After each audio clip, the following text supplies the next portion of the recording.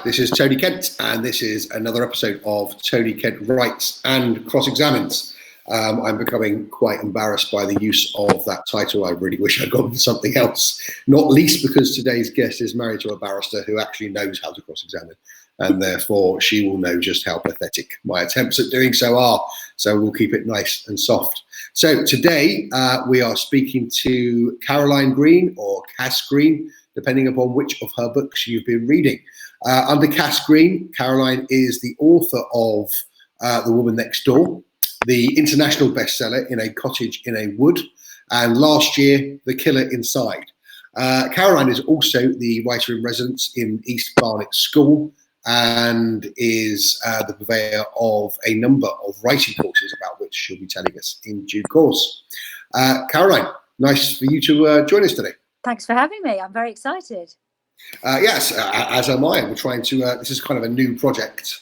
And yeah, I'm really pleased that everyone's getting involved. I'm really grateful that people are getting involved as well. So how are you? How are you coping with the lockdown, I guess, is the obvious first question. Yeah, I mean, kind of okay, really. I mean, so far, I think it's almost a bit scary that it's starting to feel like normal life. I don't know if that's a good thing.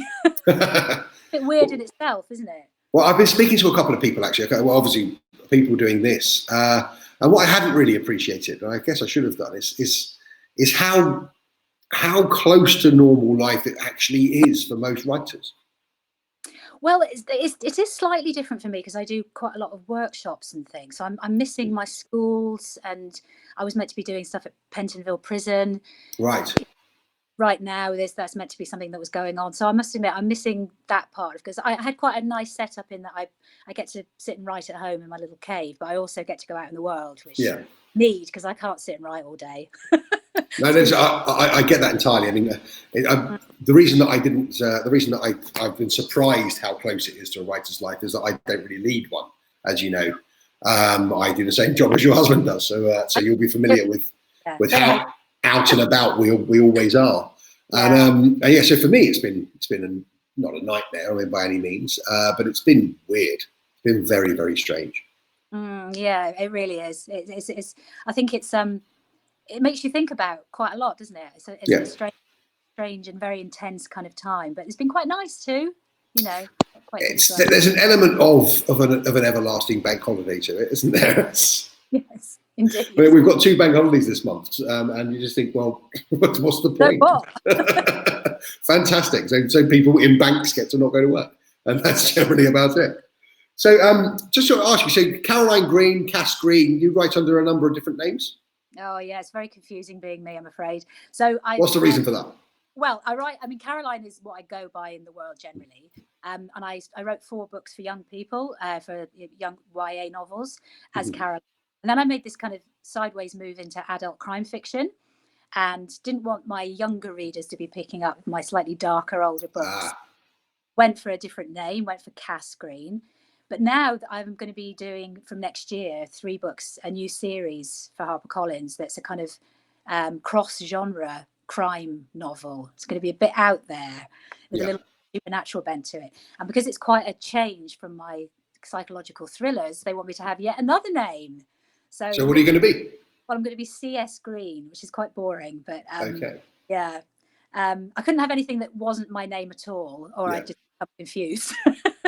I'm with you completely. I mean, my name is Tony, but it's not Tony Kent. But I know people like Mason Cross, for example, who is also MJ Cross and Alex Knight and everything.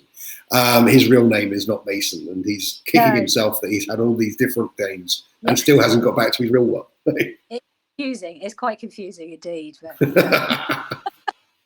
So the books you write, the young adult stuff, obviously you wrote first, and then you moved across to fairly dark psychological thrillers. And is it just the 3? It's The Killer Inside, Woman Next Door, and In a Cottage in the Wood. And Don't You Cry was the one that came out 2 years ago. Yeah. Okay, I missed that one. Sorry, I didn't find that one anywhere. So, I mean, and as we say, they're fairly dark. They're fairly dark work, aren't they? Yeah, they are. Yeah, go on. No, go on, please.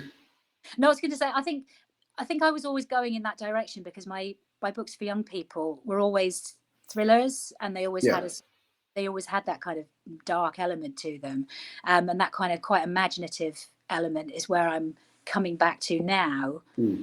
But having moved through the sort of dark sort of crime world, and now there's a sort of slight fantasy element, but it's going to be very much a sort of gritty police procedural, but with this very slight element of fantasy to it. Are you able to tell us what that is?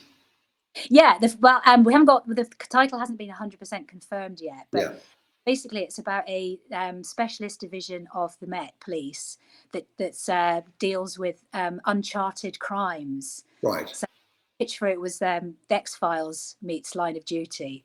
Really? Whether I managed to pull that off. Yeah. But that sounds very interesting. That sounds like that's the kind of police procedurals. I have to say, are not my. I enjoy them; they're great, but there are a lot of them about, and having something different about one, something to really make it set up, to sort of take it and stand it apart, I think is a genius move. Well, we'll see. We'll see. But yeah, there's going to be 3 of them starting from next year. So yeah. And that's with HarperCollins. That's with HarperCollins, yeah. Okay. Yeah, who published all my psychological thrillers as well. Right, okay. So, I mean, obviously, was that their decision to say, well, you've been very dark here, and then we're going to move across and have slightly more supernatural bent then? No, massive risk. It right. Was me saying, I want to do something different. Yeah. Not actually really believing that they'd let me. I thought maybe we'd just have to go out there on general submission and go through. And to my amazement, they said, okay, you like the sound of this? Well, they've got to have been very happy with what you've done so far then. Well, I was very chuffed because I really did, because it is quite risky. Yeah.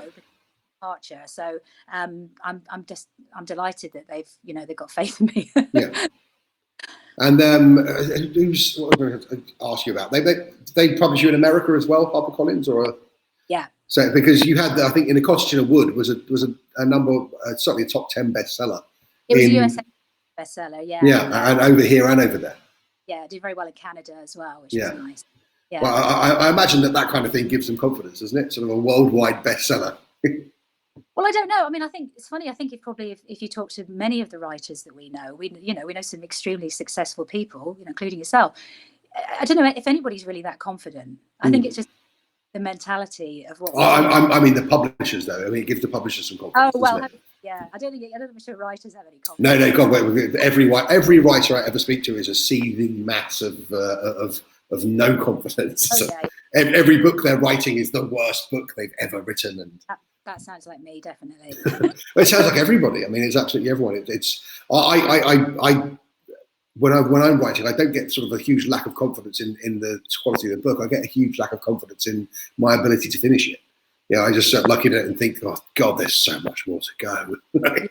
I just always have this feeling, how do I do this? I don't know how to do this. And I think, come on, you do know, you've done it many, many, many times, and you just have to kind of ignore that screaming inner critic that's trying to undermine you, I think. And I think so that probably carries on quite nicely, where the idea that in your own mind you don't know how to do it, that you're actually teaching courses of how to do it, aren't you? Yeah, which is actually really good, because it makes me think about the sort of craft of the whole thing and the nitty-gritty in a way that I find helpful for my own writing. Yeah.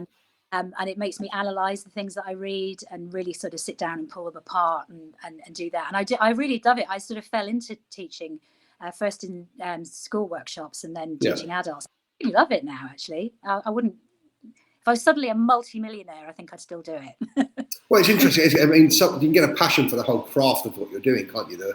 You're sort of looking behind the magician's curtain or something, or whatever the expression is, and seeing how it's really done. Yeah, I'm such a big nerd about writing. I like nothing better than, getting really amongst conversations about the craft of the whole thing in a really, really embarrassingly nerdy way. So it does suit me to be. Well, I think it takes a skill, though. It takes a skill to put it across. I've been running a YouTube channel. Basically, my third book that I was writing was all about a pandemic, and I decided I had to abandon it. A fourth book, sorry. I decided I've got to abandon that. So I put it in not the bin, because I'll come back to it, but I put it aside, and I started a new fourth book. And I had a one-line idea, and I thought, well, for the first time, I would sit down, having given that one-line idea no thought at all. Because ordinarily, I'll have the idea, and then I'll walk around for 2 months thinking about it, and then I'll start writing. Whereas this one, I just don't have time, because we all have deadlines. And I sat down with a one-line idea. And I thought it would make a very interesting YouTube show to to document it every couple of days, do another update on how the writing of this one-line idea is going. And what that makes me realize is, I think if I were watching that show, and I think I've done 14 episodes now, if I were watching that show, I wouldn't have learned a thing, because I don't think I've been able to actually teach anything. So it's a real skill to be able to do that, to be able to look behind the curtain and then actually teach people what that means. Well, I think I think we all have these slight split personalities as writers. I think I have my sort of teaching head, my teaching, and then this other sort of, writer sitting kind of staring at the screen and feeling terrified. It's almost like they're slightly two different people in a way. Yeah. But sometimes when I am that scared writer, I remind myself of some of the things that I talk about in classes, and it does help. Yeah. Yeah. So the teacher gives the writer a pep talk all inside one head. Yeah. And it means I'm constantly researching stuff as well. Yeah. Looking at how to do things and how other people are presenting that sort of information. That helps as well. Yeah. Oh, fantastic. So it's really interesting. And it's right, you're doing you've developed a course, haven't you, that's starting on the 20th of this month? Yes, and it's the first time I've ever done a course that's going to be delivered like this, basically. Yes. Via Bloomsbury Publishing. It's their Writers and Artists Yearbook people who put together the book that's the kind of Bible of getting published. Yeah. And I was doing in-person courses for them, but this is the first time we're going to be doing one on this sort of platform. Yeah. Anybody anywhere in the world can do it. And it's how to write a page turner. So we're really focusing on crime and thrillers and adventure and how to really get people hooked on what you write. Yeah, so that's and how do people find that? Assuming someone watching this wanted to get involved, how would they find it? Right, so if they go to Writers and Artists Yearbook events, and then it's how to write a page turner, and they'll find all the details on there. And that begins on the 20th of May. Yes, that's right. So anyone who wants to get involved and actually make the most of the time that we're all locked down and we're struggling for things to do, people could watch this and learn how to do what you do. Absolutely. It's an hour and a half long. There'll be exercises. I'm going to read people's work. So, yeah.